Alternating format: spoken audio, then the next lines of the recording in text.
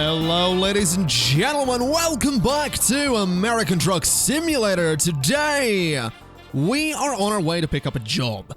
And we're on our way to pick up a job in Reading versus Reno, where we were going to pick up a job at the end of the last episode. Because, obviously, if you watch the last episode, you'll know I made the mistake of buying some things and then realizing that in a few hours' time, I had to spend some money to pay off some loan repayments. So, basically, this episode, we are absolutely going to go into the red. At noon today, this is what day is it? It's a Tuesday in-game.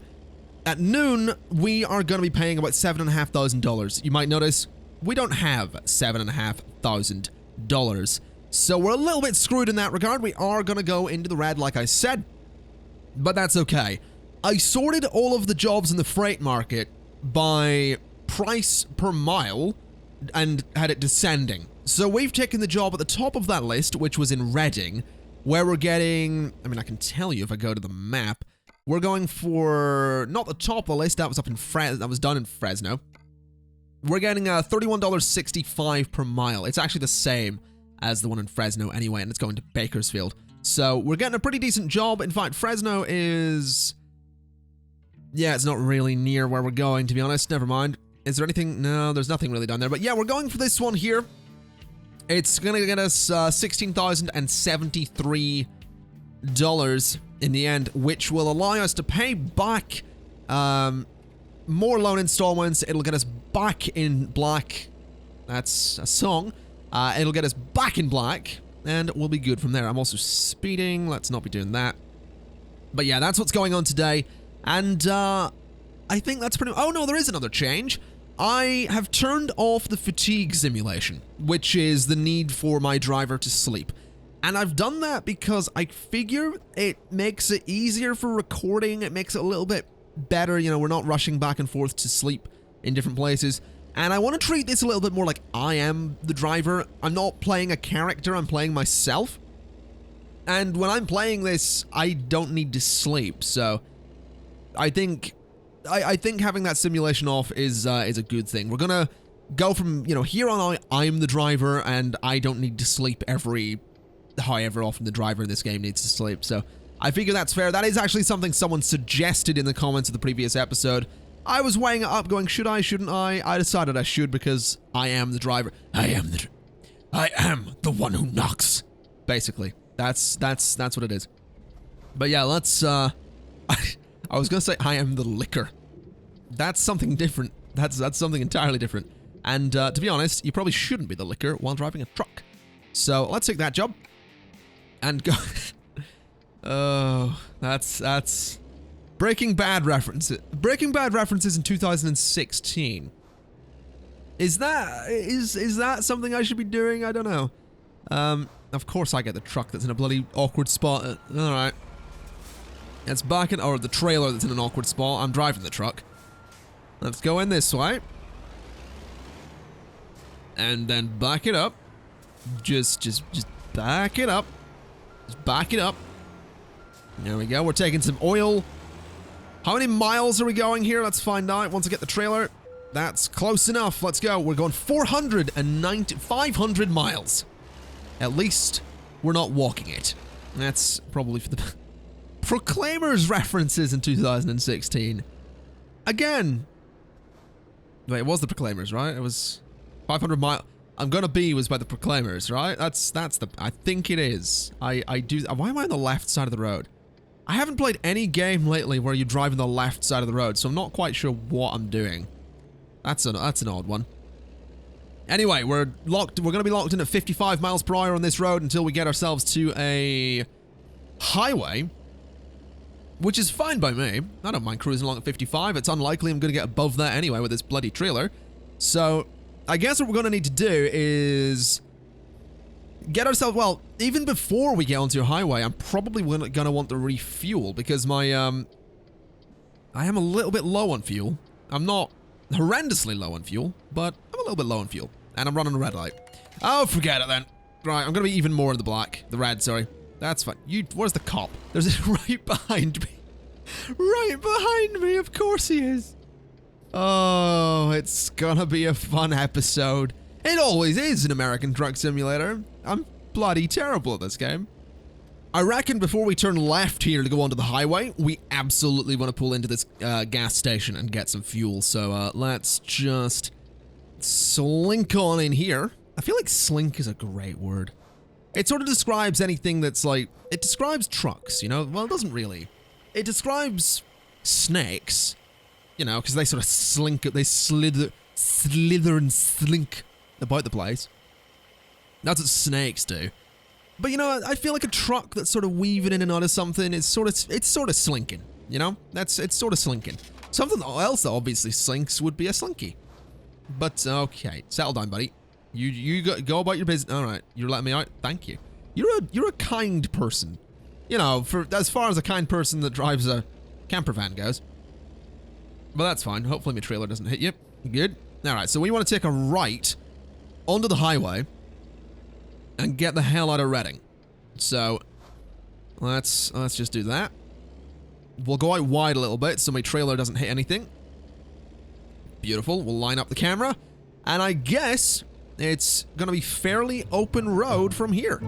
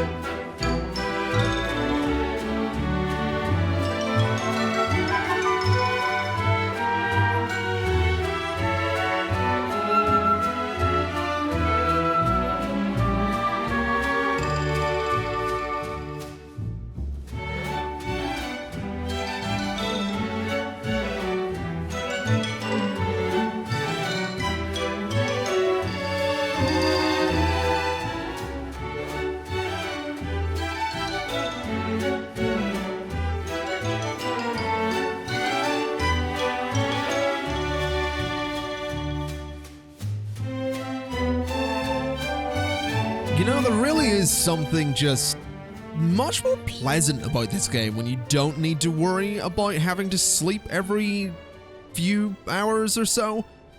It's relaxing. It really is. I'm able to zone out when playing this. Like, I've been doing that whole time-lapse section just there. I was sat there drinking green mint tea. The least trucker thing you can imagine, but it's great. It really is. I made myself a cup of green mint tea before sitting down to record, and I just say it's like, because I've mentioned it before. I meant, like, the reason there was a sort of a break between episode 14 of this and 15 was because of the simple fact that this game can get very samey. You can very much get into the mindset of it gets almost boring because you're sat there with like one key constantly on W unless you lock in cruise control like I've just done. And right now I'm sitting with no hands on the keyboard because, I mean, now I've got this, but you just tap A and D to turn. And that's a lot of what this game is. But at the same time, I'm kind of glad I gave it that break because, like, I've come back to it now at a time when so much has changed. Like, the channel has changed a lot. We do a lot of different things, and there's a lot more people here. And on top of that, I've also, like, this. Oh god, I'm overshooting this. I'm okay. I'm recording. This is one of the first videos I'm recording in the office, which I imagine a lot of people know about. I didn't just crash. I grazed the front of him. But whatever. It's fine. Yeah, this is one of the first videos I'm recording in the office. Like, that's kind of cool. And if you don't know, I put up a channel update about it quite recently. I'm in an office now recording videos, and it's kind of cool. You might hear a little bit of reverb about the place. We haven't got acoustic stuff up yet. But yeah, like, that's cool. You know, a lot has changed, and it's kind of cool to come back to this, which is a lot more relaxed and chill and slow-paced, and like, I can drive during those time-lapse sections and go, yeah, this is pretty cool. This is like, it might not seem like it, and it, you know, me complaining that the game can get a little bit boring might not be the most obvious sign, but this is absolutely one of my favorite things to record just because of how chill it is, and because when I'm doing the time-lapse sections, I just imagine in my head what it looks like as a time-lapse, because those are my favorite things to just sit and watch in editing, because like a bit of music behind them and just this beautiful shot of like open road going past you so quickly. It's just, I really love it. And I don't know why I got so soppy about that in the middle of a bloody episode, but yeah, it's nice. It is. It's a lot of fun to do this, and it's nice to be back doing it now rather than, you know, trying to push through that moment where I got a little bit bored of it, because I absolutely will again, and I want to say that now when people are sort of, you know, started watching this again. There will absolutely and most likely be another gap in this series. Like, this isn't a series I necessarily see me ever ending for good. Because this game will have updates, it will have DLC, it will have new areas to drive in, hopefully new trucks and all that stuff. And it's going to be a lengthy process for me to get everything that I want to get in the game. You know, I want to have this big company, I want to have a fleet of trucks, all that stuff. That's going to take a long time to do. But, you know, every 10, 15, 20 episodes, I'm going to sit down and go, okay, I want to take a break. It's like any game, you know? You don't play it 24/7 unless you're me at 13 years old with Call of Duty. Or me at 14 years old with Halo. What age would I have been when Halo 3 came out?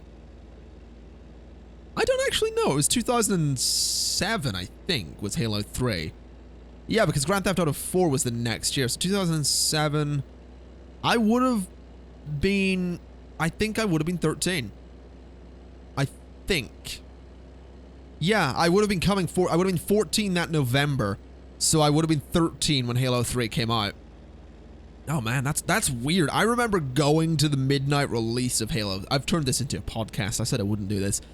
I remember going to the midnight release of Halo 3. That was my first ever midnight release of a game. It was at a game store in town. Like, the store was actually called Game. That is a chain of game shops in the UK. It's just called Game. It nearly went out of business a few years ago, but whatever. Yeah, I remember going to that midnight release. It was my first ever midnight release.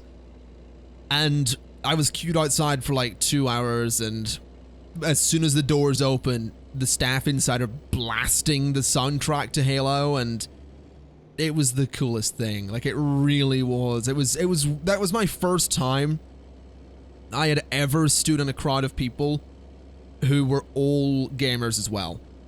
I hadn't ever done that, because I went to school and I was picked on for being the nerdy kid that would rather play video games than play sports.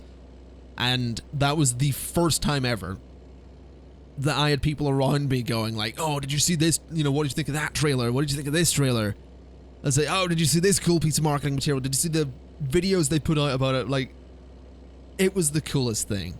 And then the doors open, Halo theme's going, they have a big cardboard cutout of the Master Chief. I get the game. I play it all night. I have the game finished by like 7 in the morning. And I don't go to school the next day because I'm sat playing multiplayer all day. I don't think I went to school for the rest of that week. It came out on I think it was a Tuesday. I think I wound up taking the rest of that week off from school. I say I took it off. I faked being... I first asked for the day off to play the game. And that was something I was allowed because games were sort of a thing that I just really loved. And it was something my grandparents weren't sure about. Like, they were really not sure about video games. I remember the first time I told my grandparents I couldn't just get up from the Xbox to do something because I was in the middle of a game, and they freaked out. It's like, what do you mean you can't get up? What do you mean you can't leave it right now? It's like they really didn't get that it was an online game, and like other people, I couldn't just get up and I couldn't pause it, basically, like, because every other time it's like, oh, pause it for a minute and come here. It's like, I can't. But yeah, I sat up that whole night just playing Halo all day. The next day playing it with friends online. The rest of the week I just didn't go to school. I didn't go to school the day after because of how tired I was, because I'd sat up for well over 24 hours, so those were good times. They really were. And I'm sorry this just turned into a bit of a ranty, rambly, memory lane podcast, but that was so cool. I went to a lot of midnight releases. I went to the Halo... I think Halo 3 ODST had a midnight release. Halo Reach had a midnight release. I think I once went to a Gears of War midnight release. I think it might have been Gears of War 3. I think I went to some Call of Duty midnight releases. And I really don't know what else.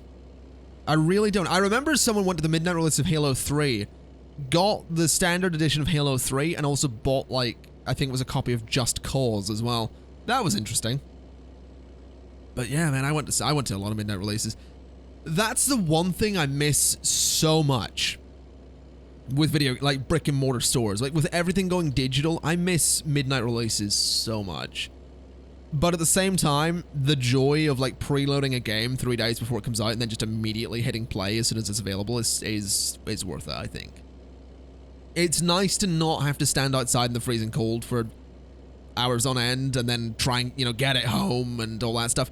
Especially today, when on like, especially if it's an Xbox game, because you have to install it and it's a pretty lengthy install on Xbox. So preloading has its benefits.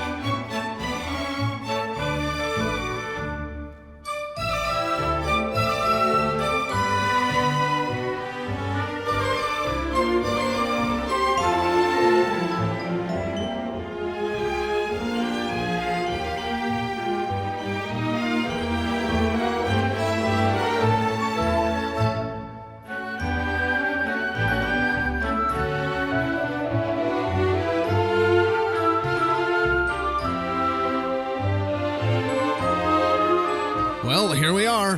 We don't have much further to go. Got 3 miles. Apparently this is 3 miles. Apparently that's 2 miles up the road to this this plant. That's interesting. Apparently I covered a mile going around that corner.